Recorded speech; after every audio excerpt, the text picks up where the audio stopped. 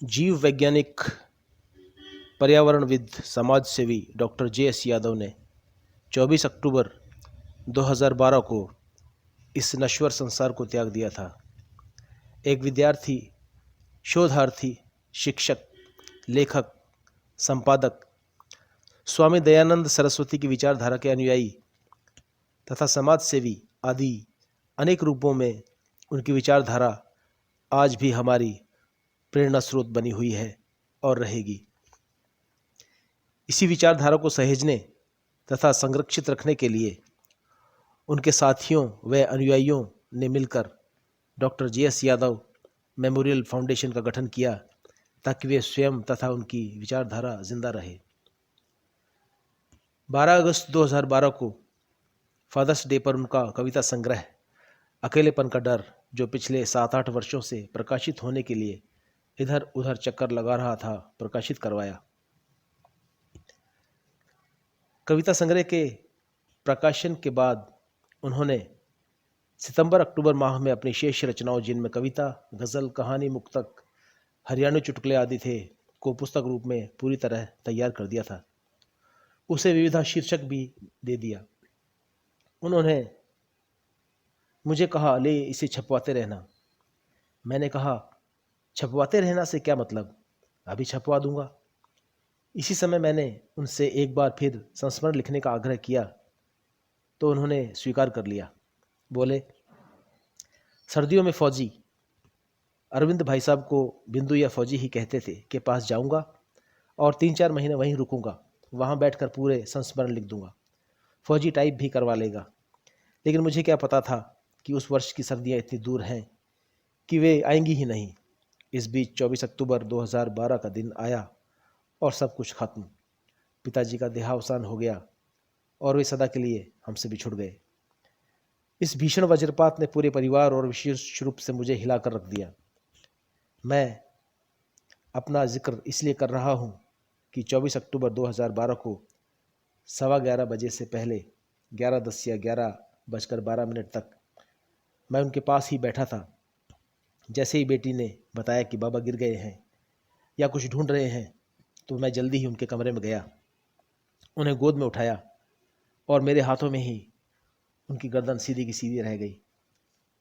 एक बार तो ऐसा लगा कि हम पूरी तरह अनाथ हो गए हैं, लेकिन पिताजी के दोस्तों और मेरे साथियों ने ढांढस बंधवाया और अंततः उनकी स्मृति में फाउंडेशन का गठन कर स्मृति ग्रंथ तैयार करने के लिए प्रेरणा दी, प्रोत्साहित किया।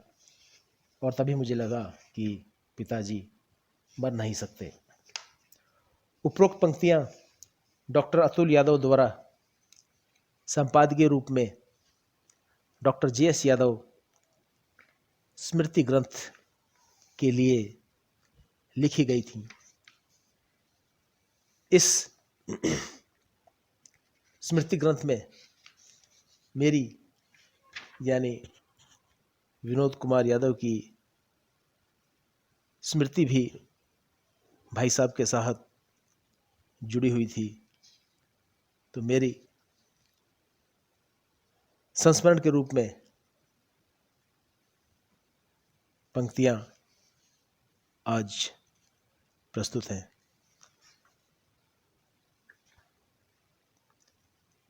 Make yourself indispensable.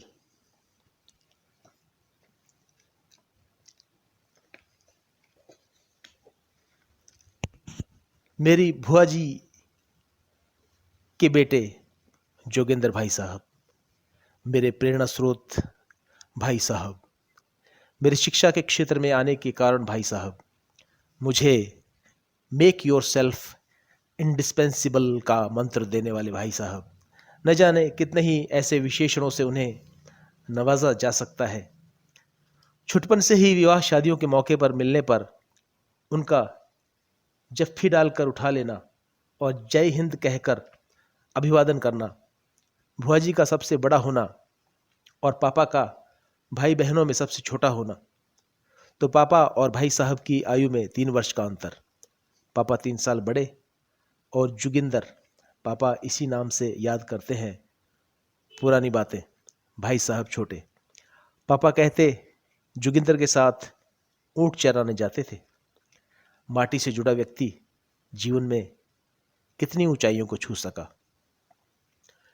1986 में नीरपुर में एक विवाह के अवसर पर भाई साहब से मिलना कई वर्षों बाद। कमरे की अलमारी की चाबी मुझे सौंपकर बोले, विवाह इत्यादि के मौकों पर कुछ बैड एलिमेंट्स भी घुस आते हैं, इसलिए ध्यान रखना। फुर्सत के क्षणों में बोले, आजकल क्या कर रहे हो? खाली हूं। क्या करने के बाद? बीएससी की है। भैया बीएड करो, मास्टरी तो पल्ले पड़े। और उनके कारण ही कुरुक्षेत्र के यूनिवर्सिटी कॉलेज ऑफ एजुकेशन में मेरा प्रवेश हुआ। 8 टीचर्स फ्लैट्स में भाई साहब के पास रहकर ही बीएड की। ग्राउंड फ्लोर का मकान होने के कारण साथ की ज़मीन पर गुलाब के पौधों के बीच से मैं घास को खुरपी से खुरच रहा था कि सबसे ऊपर की मंजिल से एक महोदया की आवाज़ आई, डॉक्टर साहब, मालिक को इसके बाद ऊपर भेजना, गमले के पौधे देख लेगा। भाई साहब जो पास बैठे समाचार पत्र पढ़ रहे थे बोले, मैडम ये माली नहीं है, ये मेरा भाई है, मेरे मामा जी का बेटा। सॉरी सॉरी सॉरी डॉक्टर साहब, वो मोहतरमा बोली। भाई साहब ने उस वर्ष परिवेश संस्था का गठन किया और प्रख्यात पर्यावरणविद सुंदरलाल बहुगुणा, स्वामी अग्निवेश इत्यादि को वार्ता के लिए बुलाया।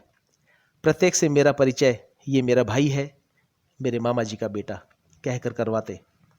वे इस मर्म को भली भांति जानते थे कि आदमी ही आदमी के काम आता है। भाई साहब के प्रयासों से ही मैं डीएवी कॉलेज चंडीगढ़ के प्रिंसिपल तत्कालीन डॉक्टर कृष्ण सिंह आर्य से डीएवी स्कूल लाखेरी के लिए मिलकर आया तो डॉक्टर आर्य ने मुझे लाखेरी राजस्थान के लिए नियुक्ति पत्र दिया। हनुमानगढ़ से लगभग 700 किलोमीटर दूरी के कारण शुरुआत में मेरा मन वहां नहीं लगा। भाई साहब को मैंने पत्र लिखा कि मेरा मन लाखेरी में नहीं लग रहा है। जवाबी पत्र में भाई साहब के पत्र की जादुई पंक्तियां, मेक योर सेल्फ इंडिस्पेंसिबल, से ऐसा प्रभाव पड़ा कि आज तक प्रत्येक पद और क्षेत्र में ये पंक्तियां प्रेरणादायक बनी हुई हैं और मन की उचाटता की स्थिति में आज भी रह रह कर याद आती हैं और कर्म करने को प्रेरित करती रहती हैं। 2006 में छोटे भाई अजय की शादी में हनुमानगढ़ आए और बस में अन्य बारातियों के साथ भाई साहब भी हमारे साथ थे। बस में ड्राइवर ने मुन्ना भाई MBBS फिल्म चलाई। अन्य लोगों ने भले ही न देखी हो और गौर नहीं किया, पर मैंने नोटिस किया कि भाई साहब पूरी तल्लीनता से फिल्म देखते रहे और बाद में मुझसे उस पर छोटी चर्चा भी की। सरदार शहर में एक ढाबे पर चाय पीने लगे। फिर मैंने कुछ मूंगफलियां खरीदी तो यह सोचकर कि भाई साहब खाएंगे तो है नहीं, इसलिए मैंने पूछा नहीं। लेकिन भाई साहब बच्चे किसी सरलता के साथ मेरे पास आए और बोले, मुझे भी मूंगफली दो, मैं भी खाऊंगा। भाई साहब का बोलना आकाशवाणी दूरदर्शन के अच्छे समाचार वाचक या प्रस्तोता की तरह था। इतना शुद्ध और स्पष्ट उच्चारण था उनका कि शायद ही किसी व्यक्ति को उन्हें कहना पड़ा हो क्या दोबारा सुनने के लिए। अजय की शादी वाले दिन रात को मेल मिलाप के समय मामा डॉक्टर कर्ण सिंह यादव, तत्कालीन सांसद अलवर राजस्थान, उस दिन की लोकसभा की कार्यवाही में भाग लेकर सीधा झुंझुनू पहुंचे थे और सबसे घिरे हुए थे। उस समय मैंने भाई साहब के चेहरे के जो भाव पढ़े, उनसे मुझे लगा कि भाई साहब की सक्रिय राजनीति में आने की इच्छा थी। शायद उनकी वो इच्छा अधूरी रह गई। हालांकि सर्वजातीय पंचायत पार्टी के माध्यम से उन्होंने कुछ प्रयास भी किए थे। भाई साहब के साथ पाए अनुभव कभी मैं भुला नहीं पाऊंगा। मेरे अवचेतन में भाई साहब का व्यक्तित्व इतना प्रेरित करने वाला है कि अक्सर मैं पत्नी व बच्चों को उनसे जुड़ी बातें बताता रहता हूँ और वे भी अपने बड़े भाई साहब और ताऊ जी की बातें सुनकर गौरवान्वित होते हैं। बिल्कुल लगता ही नहीं कि वे हमारे बीच नहीं हैं। वे अपने विचारों के कारण सदैव हमारे साथ हैं। उन्हें अश्रुपूर्ण श्रद्धांजलि।